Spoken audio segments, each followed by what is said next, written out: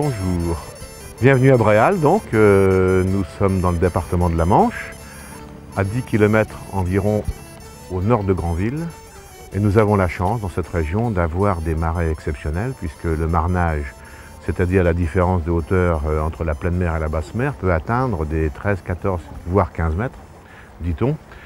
Et évidemment, ça favorise une activité extraordinaire qui est la pêche à pied.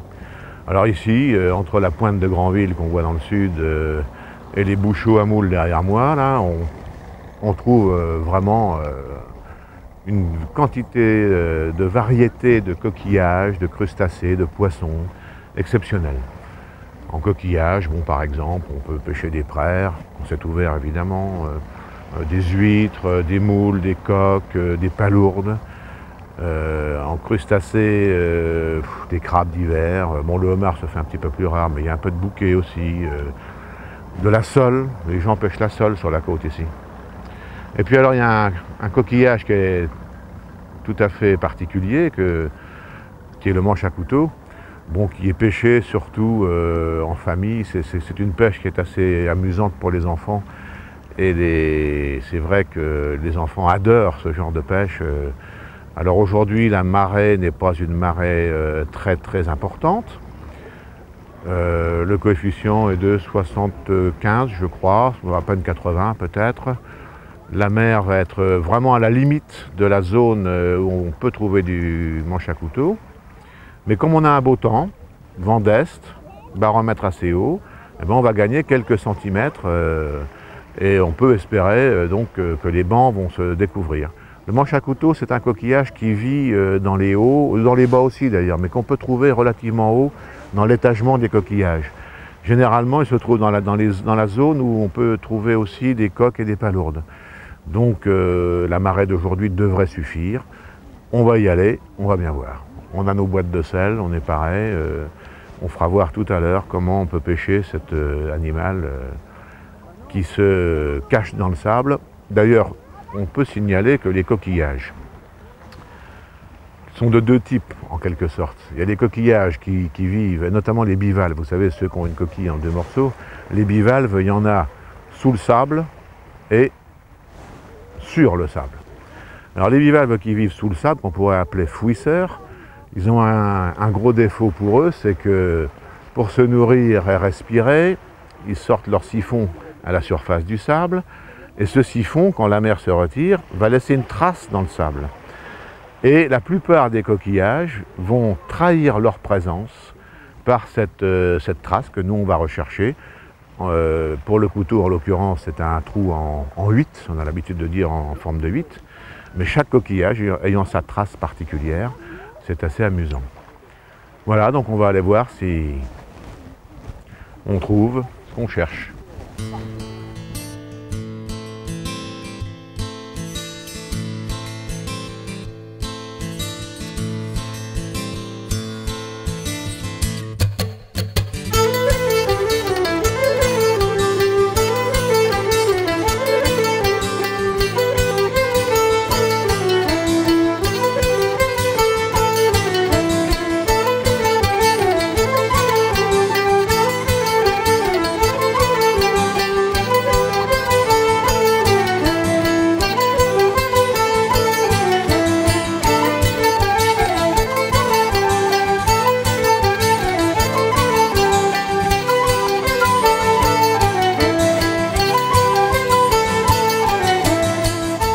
Quand on cherche un coquillage donné, on doit voir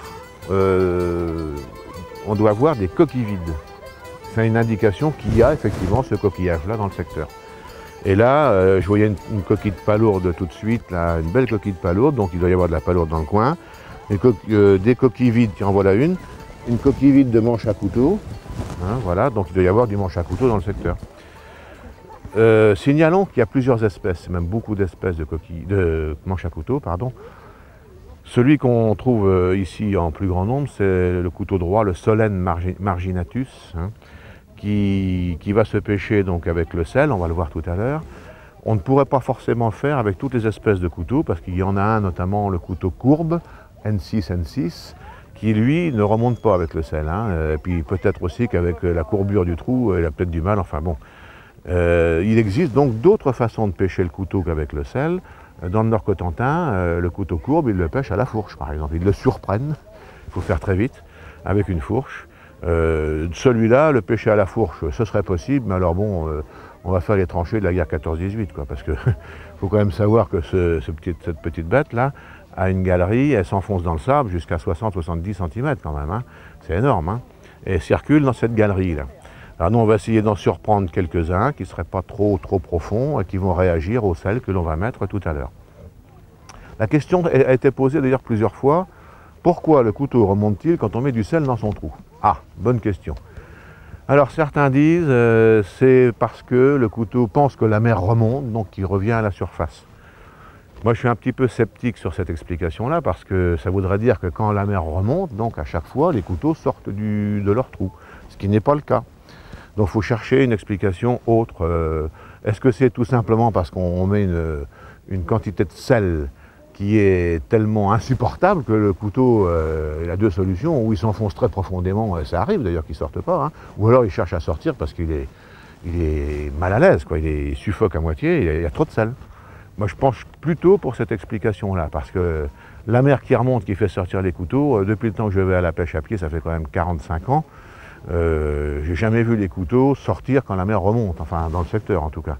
Ça m'est arrivé une fois, de nuit, de voir, et ça on ne sait pas pourquoi, c'était à Chausey, dans les îles en face de Granville, des couteaux qui étaient sortis sur le banc, mais alors des dizaines, des centaines de couteaux, il fallait même faire attention où on mettait les pieds, ils étaient tous sortis, au moins de ça.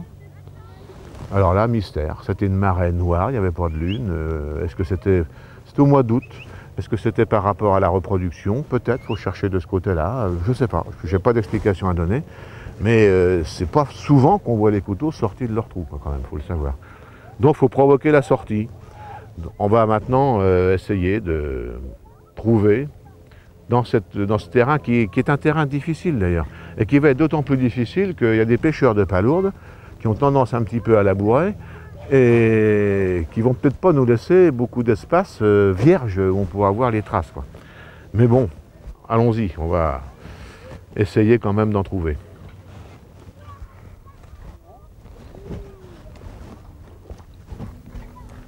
Tiens, là il y a une trace, c'est une petite trace, hein. Si c'est un manche à couteau, je pense que c'en est un, mais petit trou, petit manche à couteau, gros trou, gros manche à couteau. Voilà, on va mettre du sel. Oui, c'en est un, oui. Est-ce qu'il voudra remonter? Alors, il y en a qui mettent du sel, du gros sel. D'autres mettent du sel fin. Moi, personnellement, je préfère le sel fin. Tiens, vous voyez, il fait le bouillon, là. Là, ça lui plaît pas, là, le sel qu'on lui a mis. Voilà, il renvoie de l'eau. Si tout va bien, on va le voir sortir d'ici quelques instants. Il est en train de remonter. Voilà. Hop. Et je le tiens par la coquille. Tiens, il y a une coque qui vient de pisser là par d'ailleurs, au passage. Non, c'est une petite palourde, tiens. Je le tiens bien par la coquille parce que... Ah, il résiste, hein. Il a son pied en dessous, il veut se renfoncer. Regardez le pied. Donc je disais, je l'attrapais bien par la coquille parce que si je le prends par là, hop, il fait comme le lézard qui lâche sa queue, il lâche son siphon. Et il y a des gens qui, évidemment, au début ne savent pas, qui se sont fait prendre plusieurs fois, qui sont restés avec le siphon dans la main et le coquillage était reparti dans le trou. Alors voilà, c'est pas un énorme, c'est vrai, c'est pas un énorme, mais on avait dit c'est un petit trou, donc la taille du couteau c'est 10 cm chez nous, hein. Voilà, donc nous repartons en chasse. Puis là la mer commence à être basse, je pense, les traces devraient être plus visibles, je pense. Donc là, on a une trace qui est un petit peu à sec, là, par contre. Alors, on va essayer avec le sel. Alors, c'est à sec, c'est-à-dire qu'il n'y a pas beaucoup d'eau autour du trou. Et quand il y a un petit peu d'eau, c'est mieux parce que le sel se dissout plus rapidement, quoi. Mais on va voir. Je vais mettre un petit peu d'eau, mais je ne suis pas sûr qu'il y en a qui sont récalcitrants, hein. Ça ne marche pas à tous les coups, hein. Ah. Ah, voilà, vous voyez, ça bouillonne. Ça a été efficace de mettre un petit peu d'eau. Hein.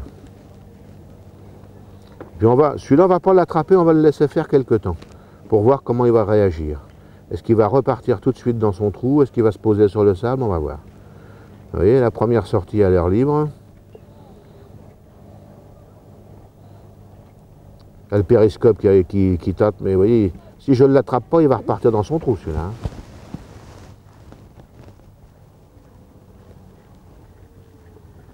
Oui, il ne s'est pas posé. Là, je le tiens solidement. Il est un peu plus gros que tout à l'heure. Je ne tire pas trop fort parce que je lui arracherai le pied. Voilà. Ben, je ne sais pas s'il fait les 10 cm encore. Hein. Je vais prendre la règle. C'est du petit aujourd'hui. Hein. Si, il est fait. Il est fait. Tout juste. Voilà, donc on va continuer à la recherche d'autres traces.